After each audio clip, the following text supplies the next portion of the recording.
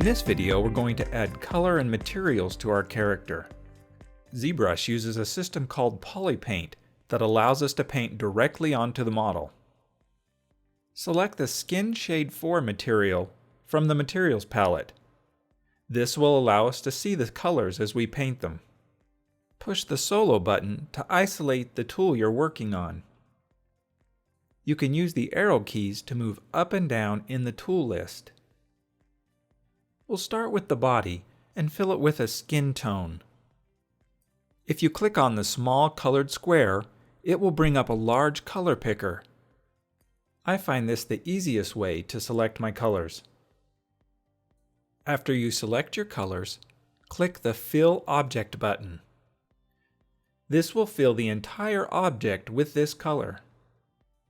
Go through each of your objects and select a color for it to fill. Use the arrow keys to select between the tools and fill them with the desired color. To get a good painting result, you'll need to subdivide your meshes. Divide each of your meshes a couple of times until they look smooth on the screen. Don't overdo it or it might bog down your machine. Now we're ready to start painting.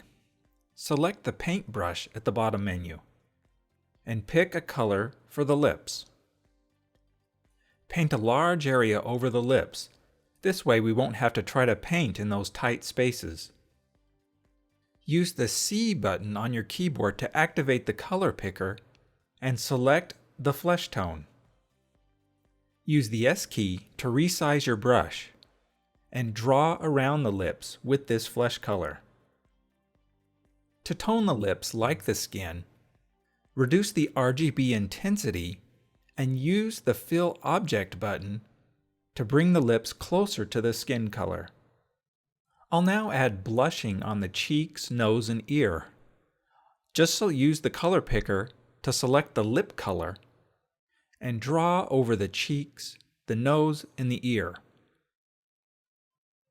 The reduced RGB intensity will keep this subtle. We'll also add just a little bit for the forehead. Select a light purple color and we'll add some subtle coolness around the eyes. Now we'll paint the eyelashes. Select a dark color, or a very dark black, and start to draw around the edge of the eye and pull it outward and upper on the corner. To smooth out any painting you do, hold down Shift. While holding down Shift, click on the Z Add button. This will turn off the sculpting for the smooth brush. This way you won't mess up your model as you smooth your paint. Sometimes I like to soften the edge of the eyelashes.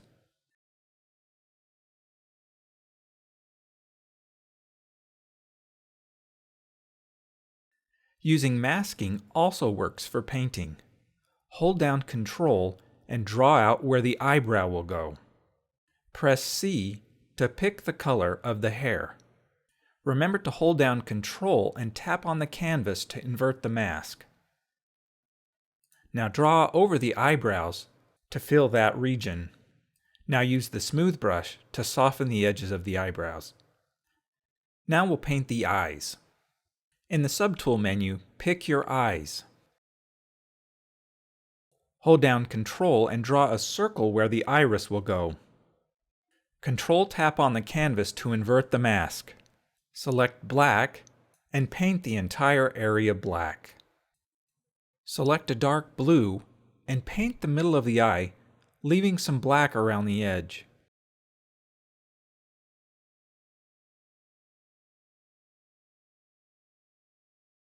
Now select a lighter blue and paint towards the bottom.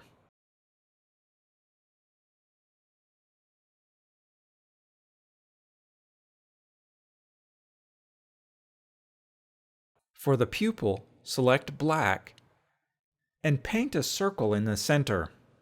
For a little highlight, select a lighter blue and paint just a little bit at the bottom.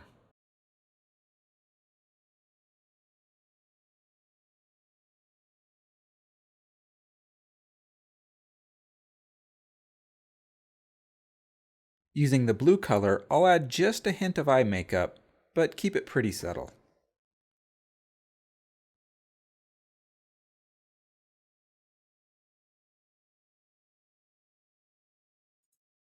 Before I continue, I want to show you a cool trick you can do with your lighting. We can create a simulated subsurface scattering. This mimics how light interacts with translucent skin. Open the Light palette. Click on the light bulb just below the light bulb that's activated.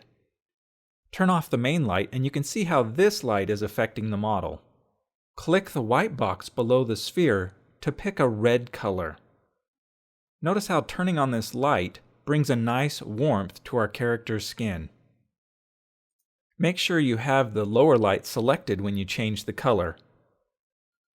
If you've changed the color of the main light, just pull that back to white. I'll now show you how to set up your brush to paint some freckles. In the Stroke palette, select the Drag Rectangle option. Below that, in the Alpha palette, select Alpha 7. It's the one with the soft dots. Select a dark orange color. On your model, click and drag to pull out the dots. For this, we don't want symmetry, so push X on your keyboard to turn it off. Now drag freckles on your model. Change the color to add variation.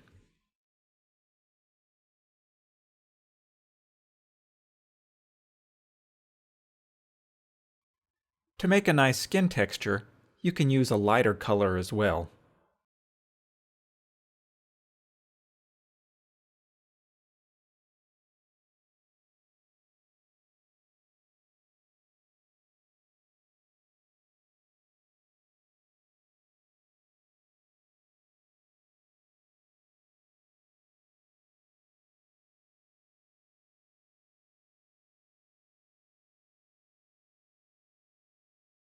To help integrate the hair and the skin, select the hair color and paint just a little bit on the side by the ears. Remember to turn your mirroring back on.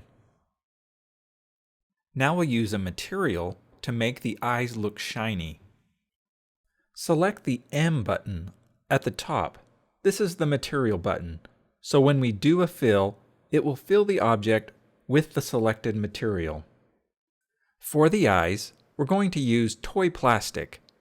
Select that material and use the Fill Object button. Next, we're going to add some color to the hair. Use the Solo button to hide the rest of the tools with the hair selected, and we'll set our brush back to its default settings. In the Stroke, select the dots, and in the Alpha menu, select None, or No Alpha. Select a color slightly darker than the hair color. Color the underside of the hair and the roots this color.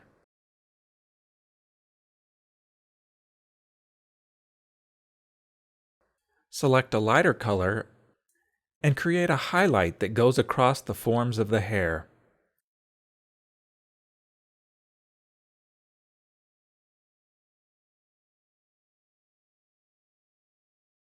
Also highlight the tips of the hair.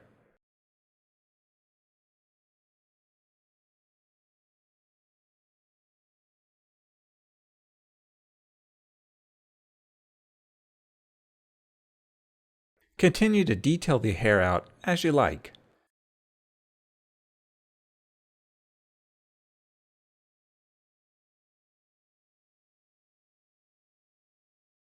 To finish up the painting, we'll add a couple of details. Select the lip color and move it to a lighter shade. Use that color to paint the top part of the lower lip.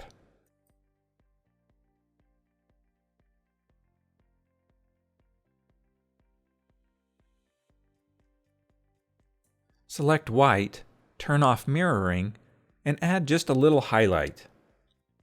I'll also add just a highlight to the tip of the nose, but keep it pretty subtle.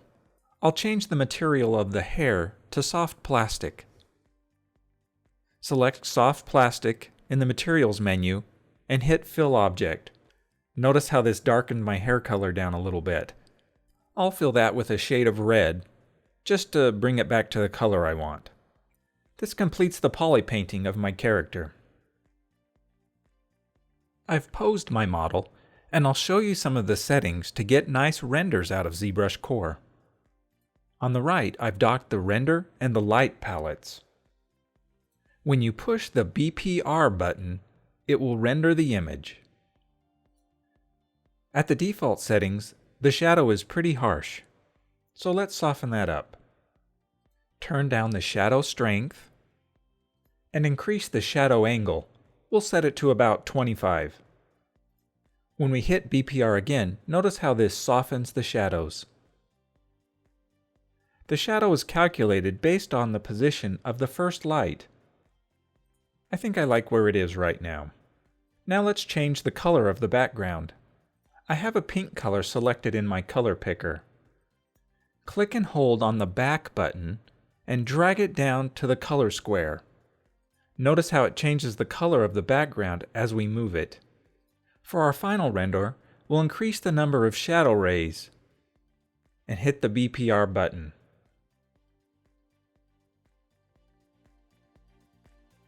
To export the document, open the Document menu and click the Export button. Now you can save your image. I hope you've enjoyed going through my process of sculpting a character. Happy ZBrushing!